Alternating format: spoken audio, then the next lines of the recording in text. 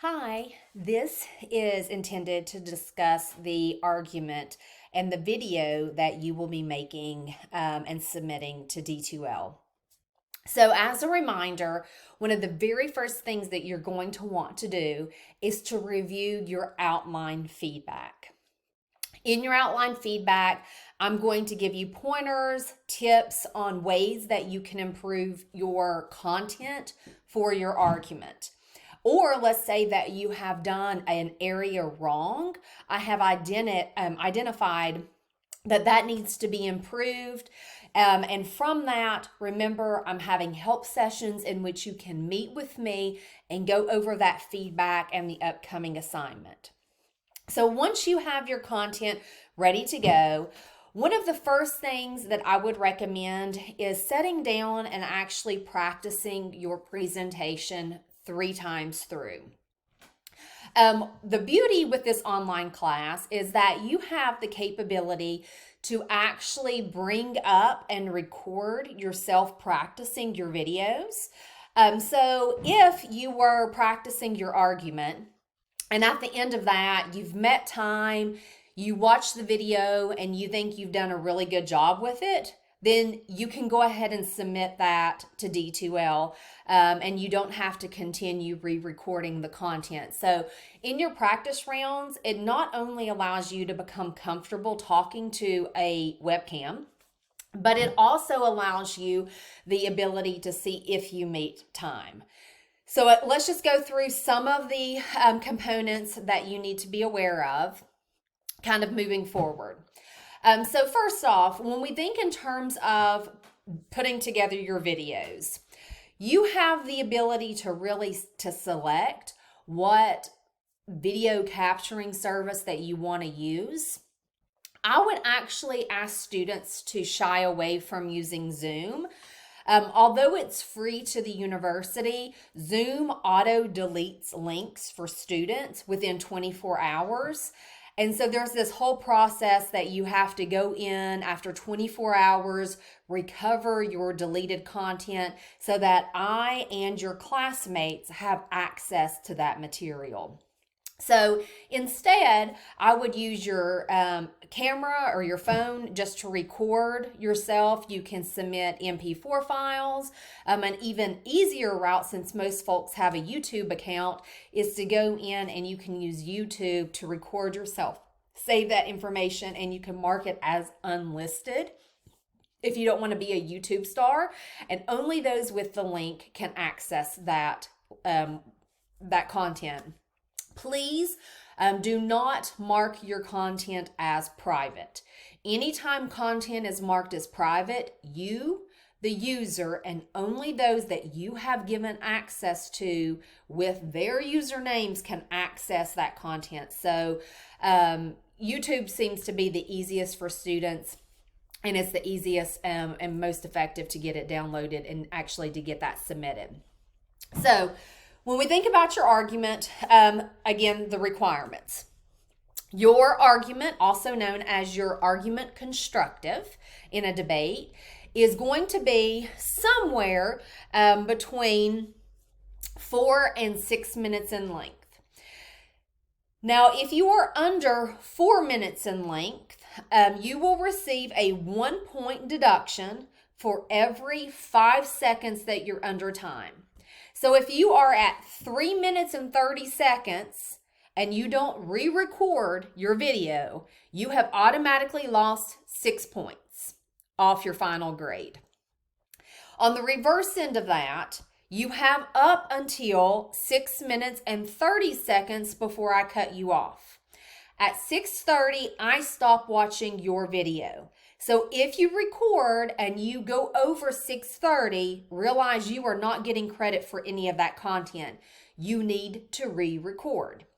There is no reason having multiple chances to get this argument correct that you should not fall between that 4 and 6 minute mark. 2, we want to make sure that you are incorporating your sources correctly during your argument. So remember, during presentations, we are using verbal citations. So the requirement for this assignment is that you will have 3 credible sources within the appropriate stock issues. So if you are delivering a fact stock issue, or I'm sorry, a fact argument, your sources would be in stock issue 3, the application arena, where you talk about your arguments. Again, if you are having a value argument, your 3 sources would also fall in stock issue 3, the application arena, where you talk about your arguments. However, if you are delivering a policy argument, your 3 credible sources can come in any of those 4 stock issues, whether it be the ill, blame, cure, cost, or benefits area. So making sure you have 3 credible sources and you are incorporating them in the right area is, first most important. Second, we don't have the ability to see where your sources are coming from or be able to see a works cited page. So remember, you have to give us your verbal citations. The citation should come prior to your content from that source. The citation gives us credibility to the source, which then gives us credibility to the information. A verbal citation should include the author, the title, and the date. And it should be worded as a complete sentence. So as an example, on June 16th, in Adrienne Flannery's lecture video on how to verbally cite your sources during a presentation, she stated that if you are using a direct quote, you have to verbally say quote prior to the content and end quote at the end of the content. So in that example, you heard the date, you heard me being the author, and you heard the lecture name. So we have the author, title, date present. The video is going to be, in terms of your grading of your argument, you're going to be graded on your content and you're going to be graded on your delivery. So remembering, we want to make sure that we have a professional background. I know sometimes you have to be in a bedroom, that type of thing. It's perfectly fine. Just make sure that you have your like beds made, clothes picked up. Try to make it look as put together as possible. 2, think in terms of sound and lighting. We want to make sure that we can easily see you, so we can see your eye contact, your facial expressions. And we want to make sure that in terms of sound, we don't have anything going on competing for your presence here on this video. When you think in terms of how you're presenting the content, remember, you want to mimic eye contact with your audience, and the way you do that is by looking at your webcam. So if you have your outline with you and it's on the screen, just be careful not to try to look down and read it, because visually we can see that your eyes are looking down at a screen opposed to looking at the audience. So there is a very distinct difference. I'm not saying that you can't use your notes, because you can. Just remember that the majority of your eye contact needs to be with the webcam, and those notes there should only be there for reference. I have students that actually prefer printing off notes. If you do that, please make sure that you hold the notes, and you can hold it in one hand kind of off to the side of the screen, which gives you the ability to kind of glance over and then glance back. What we don't want to do is to put your notes down onto your computer. What ends up happening is that's where your microphone's at. And so as you're looking at your notes and you're moving it around, it creates a very bad distraction in terms of background noise coming off the computer where your paper's rubbing against it. Now, when we think in terms of submission, again, if you are using YouTube, it's as simple as copying your link. You're going to go under the discussion forum. We're using a discussion forum for this round so that you can post your argument, your cross-examination, and your rebuttal all under one forum. And this allows one of your classmates to be able to go in, watch your videos in order, and then complete a peer evaluation on you and submit it to that forum. So I'm going to kind of show you how to do that. When you go into the discussion forum, you're going to start a new thread. And again, if you want to know how you're being graded, you have your rubric setting here. So you would start a new thread, and I would put in here like Adrian Flannery gas prices, a generalized kind of topic. Now, ways that you can submit your link. The easiest way to do that is to go over, and you'll notice what I like to call like the old VHS recording where you got the play icon, stop icon. Click on that where it says insert stuff. When you click on that link, you can actually go to a YouTube link and insert a link there. I actually like just using the insert link. YouTube, you have to kind of search for it. So if you click on insert link, you would just paste your YouTube link there, hit next, and whenever you hit next, you'll notice that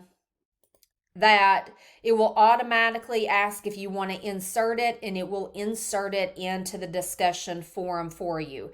So you would have your YouTube topic title as gas price constructive. And then your cross-examination would be gas price cross-examination. And then finally, gas price rebuttal. So it's very clearly kind of identified. I'm going to insert that.